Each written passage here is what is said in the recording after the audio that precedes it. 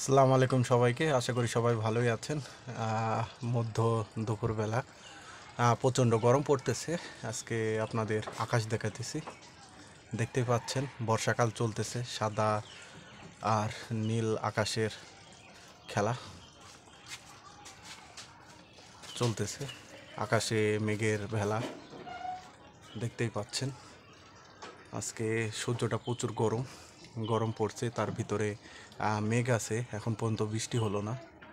আকাশ সবুজ, কিছু কিছু জায়গায় মেঘ আমরা দেখতেই পাচ্ছেন। আর সূর্যের প্রখর তাপ, এর ভিতরে সাদা মেঘটা দেখে খুবই ভালো লাগছে, এজন্য আপনাদের দেখাতে নিয়ে আসলাম। দেখতে পাচ্ছেন সাদা মেঘ।